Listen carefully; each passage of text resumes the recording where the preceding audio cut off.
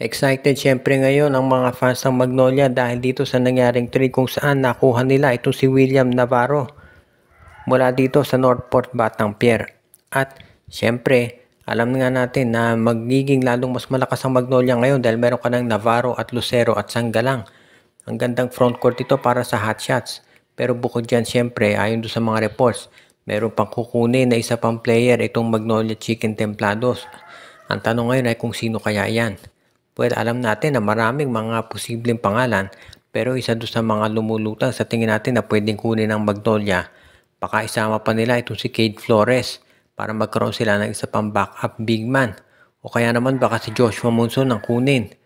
Posible rin ayon doon sa mga reports na baka idagdag dito sa lineup nitong Magnolia Chicken Templados itong si Mark Nonoy o kaya kay Mark Carino.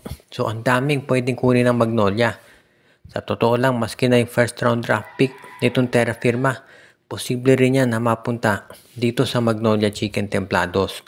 So ang maliwanag dito, itong Magnolia magkakaroon yan ng tinatawag na mga adjustments pagdating dito sa kanilang roster.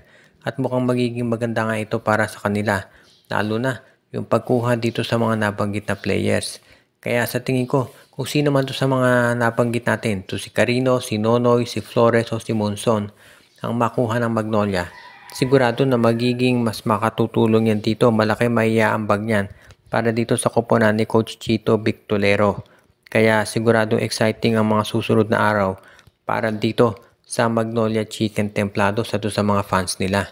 Wala nang kaduda-duda na mukhang pantay na ang tingin ngayon nitong SMC dito sa tatlo nilang teams at hindi na pinapabayaan itong Magnolia. Tignan nyo na lang yung mga nakuhang players ngayon ni Coach Chito Victolero. Samantala naman, itong TNT Tropang Giga, alam natin nagmamasid yan dito sa mga nangyayari at hindi raw sila nagpapabaya. Dahil sa ngayon mukhang itong TNT ay naghahanda rin daw na kumuha ng mga players na kanilang magagamit para naman mas strengthen yung kanilang Grand Slam bid. Alam ng TNT na ginawa itong trade kay Navarro para pigilan yung Grand Slam nila. Dahil sa tatlong SMC teams ngayon, pinakamalakas ang Magnolia. So, dinagdagan palalo ni Al Francis Chua yung lakas nitong hot shots.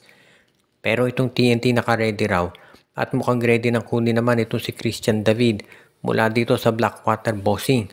So, ibig sabihin, palalakasin din lalo itong lineup ng TNT Tropang Giga at yan na ang plano nila. Baka maging kapalit nito si Christian David ay itong si Barkley Ebonia at isang second round draft pick. So mukhang ito magiging plano talaga ng PBA. Kung sakasakali nga na matuloy ang ganyang trade, magiging maganda ito para dito sa lineup nitong TNT Tropang Giga. If ever nga na mangyari ito, nakasisiguro tayo na magiging mas maganda ito talaga para dito sa TNT at sa kanilang tsansa na maka-Grand Slam dahil yan naman talaga ang kanilang inaantay ngayon. Kung sakasakali na matuloy ang nasabing trade transaction, ang laki na may itulong ni Christian David. Lalo na pwede itong small forward, pwedeng power forward. At yan ang magandang kapalitan doon sa pwesto ni Calvin Oftana. Kaya magandang addition dito si Christian David dito sa lineup ng Blackwater Boss dito ng TNT Tropang Giga. At alam natin na si Coach Chot Reyes at yung management ng TNT gagawin ang lahat para masiguro na hindi sila pahuhuli dahil itong Grand Slam chance minsan lamang yan dumating kaya kinakailangan talaga na ito'y pag-aralang mabuti itong TNT Tropang Giga para ito'y maituloy.